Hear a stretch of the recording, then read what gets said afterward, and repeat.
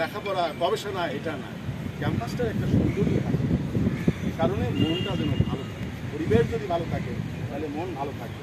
তা আমি সেই হিসাবে স্যারের সাথে সহায়ক হিসাবে আমি চেষ্টা করব, উনি যে গ্রিন ক্যাম্পাসের কথা বলেছেন এবং ওইটা সত্যি কথা ওনার অভিবাসনের আগেই আমরা সেই নিয়েছিলাম। অঞ্চলের দায়িত্ব উন্নয়নের দায়িত্ব আমাকে দিয়েছেন, স্যারের সাথে প্রতিনিয়তই কথা হয়। যখন ঢাকা বিশ্ববিদ্যালয়ে যে লেখাটি হয়েছে বাংলায় এবং ইংরেজিতে, ইউনিভার্সিটি ঢাকা, আমার কাছে মনে হলো যে 1 জুলাই ওইখান থেকে র্যালি হবে, তো শুধু ওই নাম লেখাটা আছে সিনের বা একটা ফ্রেমের পরে, সেইখানে যদি একটু সবুজের ছোঁয়া আমি না দিতে পারি, আমি আমার আগ্রিকালচার সেন্টারের সাথে কথা বললাম, আমার যে স্টক ছিল সেখানে দেখি গাছের ছাড়া যথেষ্ট নেই। আমি একেবারে বরিশাল নার্সারির সাথে টেলিফোনে যোগাযোগ করে সেই চারা আনিয়ে আমি ওইটা সাজানো করেছি।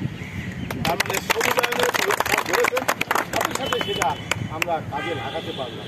তা একজন মানে যোগ্য সুযোগ্য অভিভাবক যদি থাকে তাহলে আমরাও কাজ করতে পারি।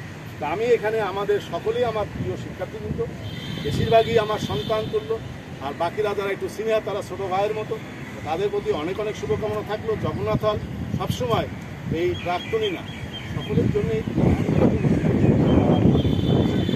এখানে নিজের ঘর, নিজের পরিবার, যখনই মন চাইবে তখনই চলে আসবে। আর যেহেতু খেলার সুযোগ আছে, মাঝে মধ্যে এই টুর্নামেন্ট থাকলে পরে এবং হলে পরে আমি সবসময় যুক্ত হব এবং শুভকামনা করব।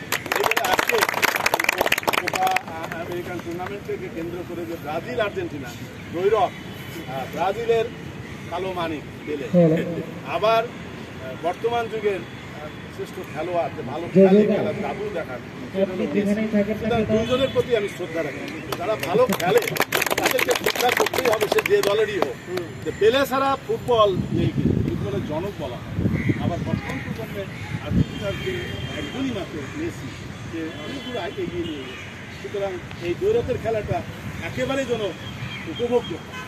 একদল জিতবে, যে জিতবে তাদেরকে অভিনন্দন জানাবো, যারা হারবে তাদেরকে অভিনন্দন জানাবো, কিন্তু ব্রাজিল আর্জেন্টিনার মতো যেন খেলা বলে আমি এই আজকের খেলার শুভ উদ্বোধন ঘোষণা করি।